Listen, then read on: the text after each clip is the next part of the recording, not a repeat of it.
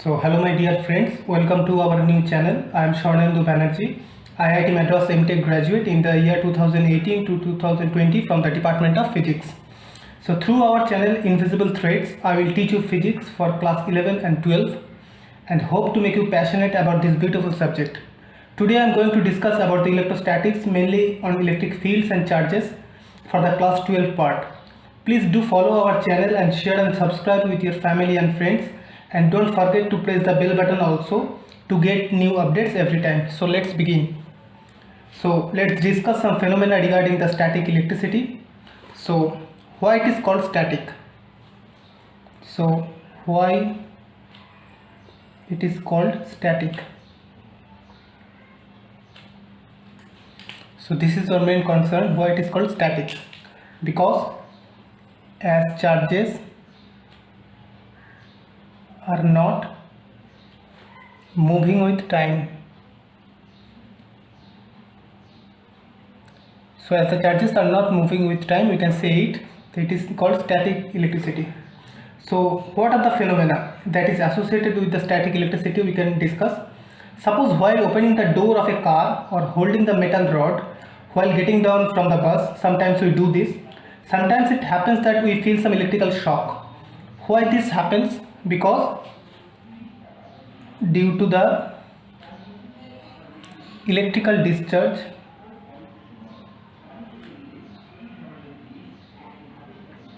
that accumulates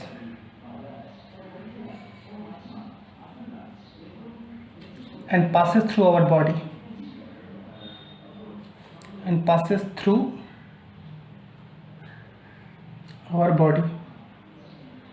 So suppose one is rubbing glass rod with some silk or woolen cloth.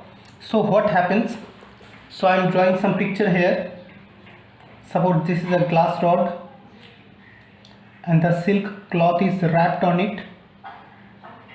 So the glass rod will be positively charged and the silk cloth will be negatively charged. This is the silk cloth and this is a glass rod.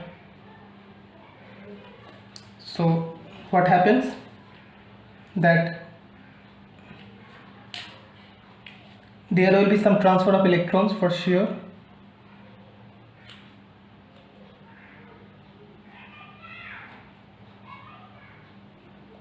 There will be the transfer of electrons during while the process of rubbing. And what will be the second one? As a consequence of this,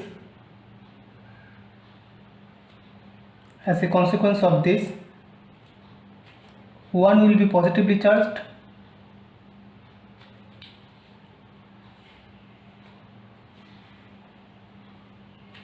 while another one will be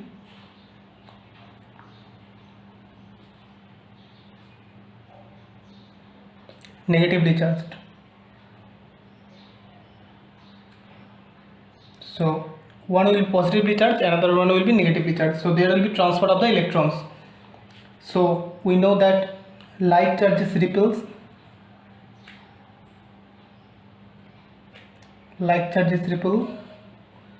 and unlike charges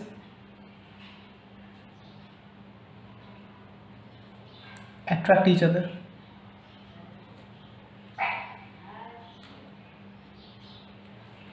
And what will be the another one, the last one? So force between different kind of charges, whatever it is likely or unlikely, forces between different kind of charges decreases with distance.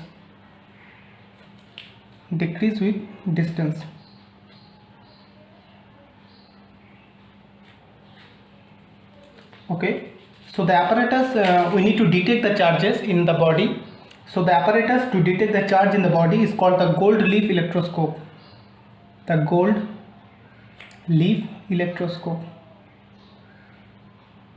This is the apparatus through which we can measure the charges in some charged body. So how it looks like, I will make some roughly sketch here. Suppose this is the box.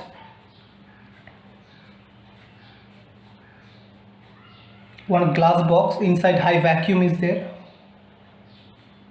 So this is a glass box I'm drawing here. One metal rod is there inserted through the top of the glass box, and below it this is the gold leaf, very thin, attached here. So this is a glass box. Inside very low pressure is there,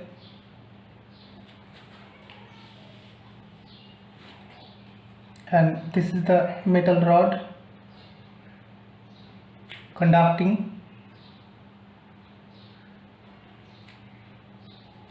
and in the top of the metal rod there is a metal knob, you can say.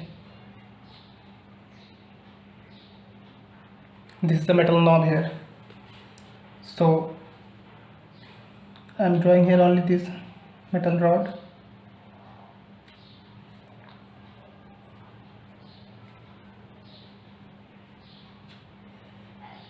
So suppose while the glass rod is in contact with the metal rod, suppose the glass rod is positively charged, through the metal knob and metal rod the positive charge will get transferred, and the gold leaf also get positively charged.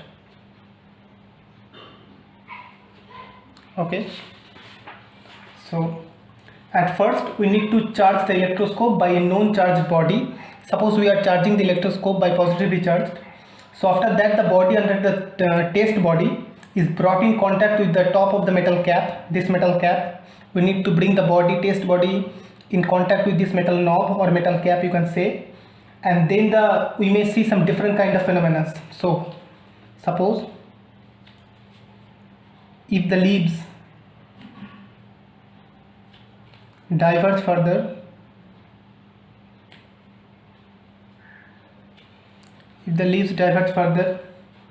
so the test body has the same charge,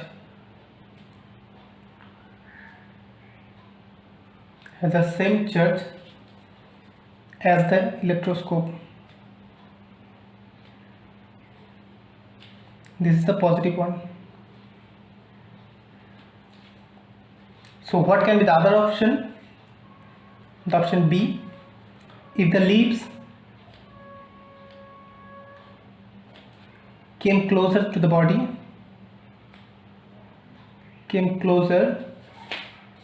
then we can assume then the body, obviously the test body, has the opposite charge, and the test body has the opposite charge.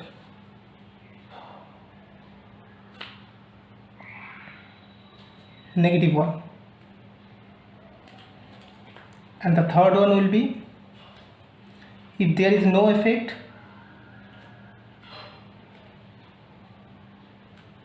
then the test body is neutral. So what is the conclusion? So our conclusion will be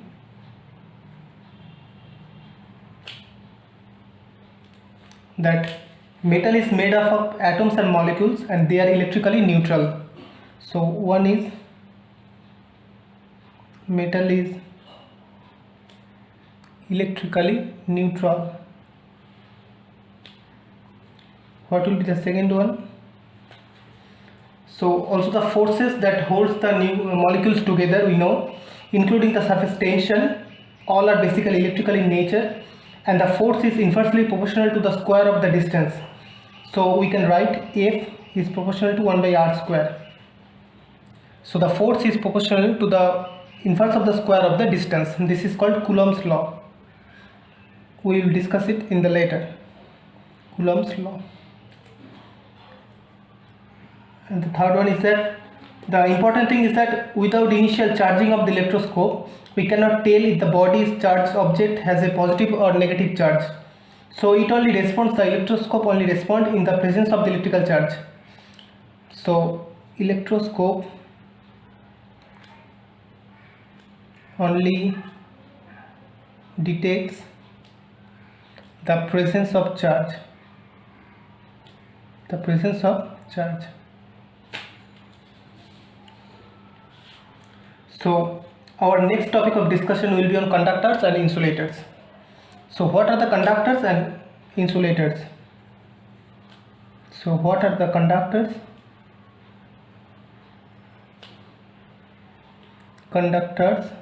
and insulators?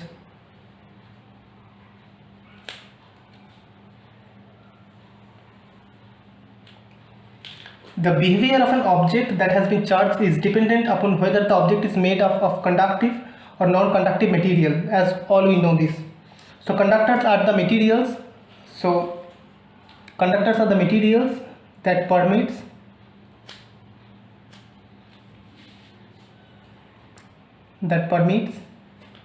electrons to flow from particle to particle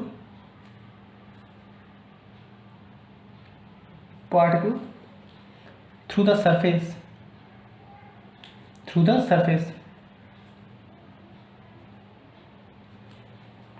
And for conductor, if the charge is transferred to the object at a given location, it will be equally distributed across the entire surface of the object.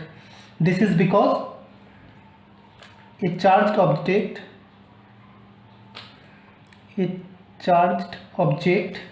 will always distribute its charge until the overall repulsive forces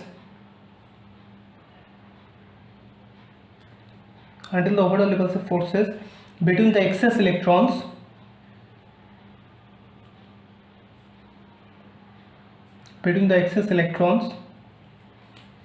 is get minimized.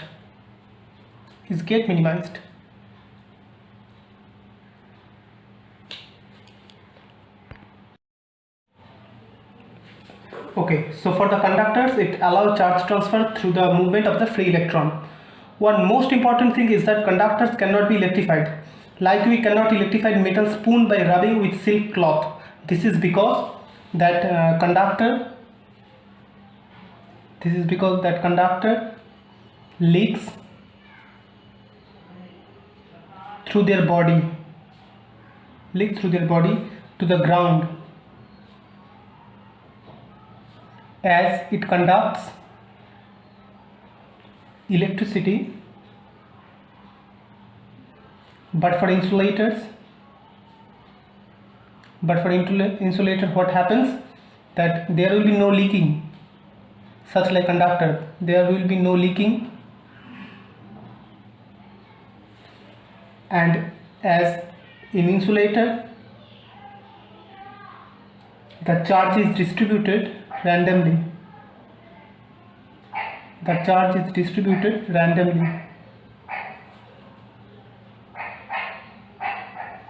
So across the surface.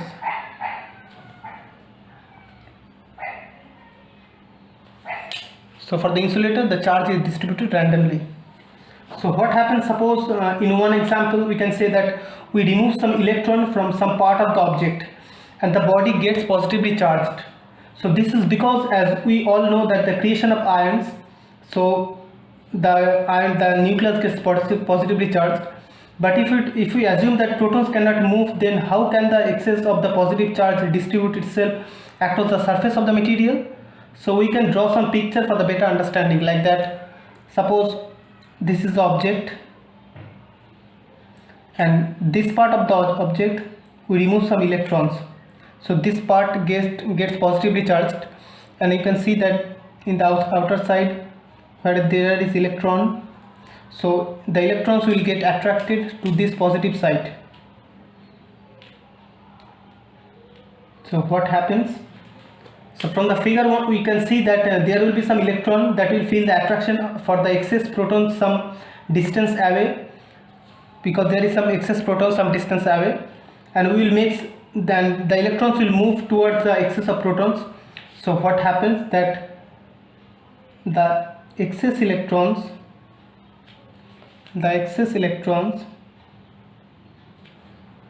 will move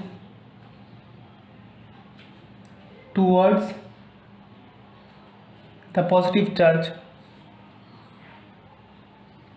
charge and migrate across the entire surface.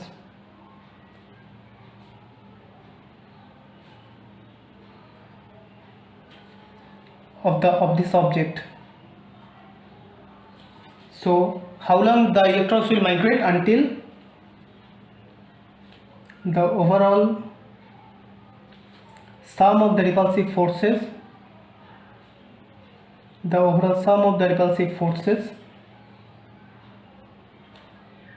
will get minimized.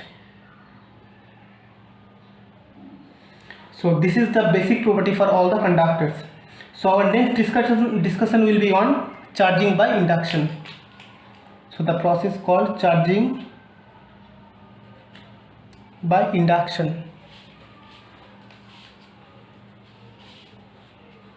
Charging by induction. So what is the induction process? So friction charging is very common method of charging, as we all know, but it is not the only process by which the objects become charged. So in the method of induction charging, without touching the body to another body, we can charge it. So what we can write, that the process is called induction charging. And in this process, what happens? We need to know the nature of the conductor, because without the nature of the conductor you cannot understand the induction process. The nature of the conductor, and also the nature of the type of the polarization. Nature of the polarization. So I am drawing some figures here.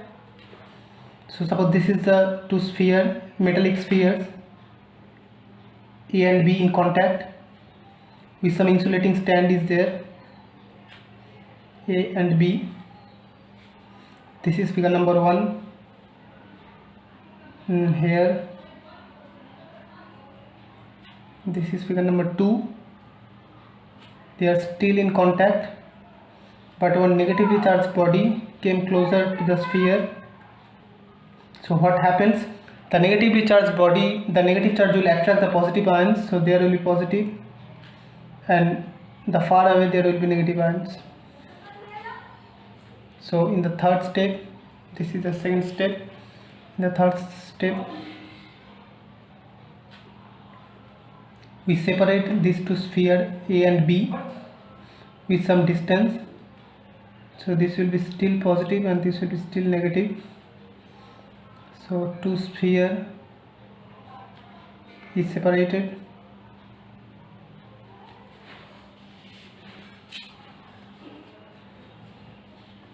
And then in the fourth diagram we can see that after that separation, the individually two sphere gets charged. So one can see from the diagram 1 that two metal spheres are mounted on insulating stands, and from the two, the presence of negative charge induces the electron to move from sphere A to B, and the two sphere is then polarized. From the diagram 3 we can see that the two sphere is again separated, having two opposite charges. In the figure 4, the excess charge that is there in the sphere A and B is distributed entirely over the surface of the sphere, that homogeneously the charge get distributed. So what we can write, that the law of conservation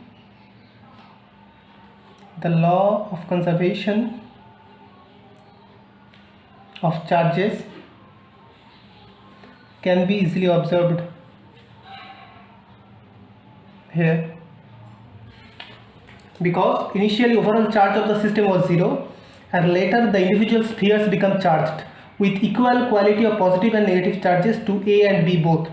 So the overall charge on the system is same after the charging process also. So the next conclusion what will be there, that D point will be charges is neither created or destroyed. So the charge, we cannot create charge or destroy it, but just simply can transfer it from one to another. So, and the another one will be opposite charges. Opposite charges will be induced on the near surfaces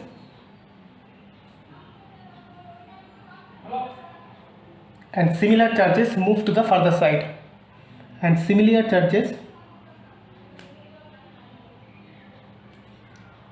move to the further side means far away from the induced charges. So we all can understand that through the induction process the center of two types of charges are slightly separated, but in contrary to the process of rubbing, object does not lose any of its charge. So we understand that what is the difference between rubbing and the induction process. So our next discussion will be on electrical charge, that the basic properties. So the basic properties of the electrical charge.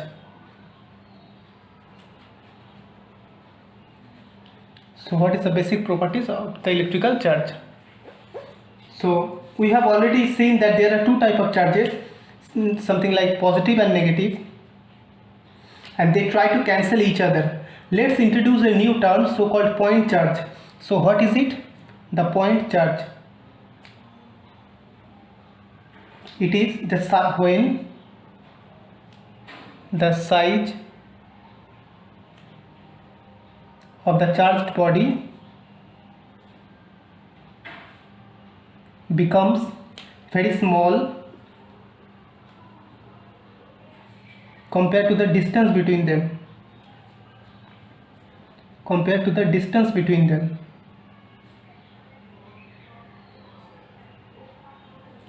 So we can say that all the charge content of the body is assumed to be concentrated at some point fixed in space. So the charge is concentrated at some fixed point, then it is called the point charge. We can quote unquote it is a point charge. So the total charge of the system can be obtained by simple algebraically. So we can write that if there are n charges, if there is n charges, we can say that q1, q2, like qn. So the total charge will be q1, just additive sum of them up to qn. So charge has only magnitude, no direction. Again, experimentally it is established that all the free charges that we are dealing about are multiples of a basic unit of charge. We can write it as, all the charges we can write it as q is equal to ne, where n is an integer. This is called quantization of charge. This is called charge quantization. Okay, so this is the basic units of the charge, that either proton and electron are the basic unit of charge. Electron or proton are the basic units of charge.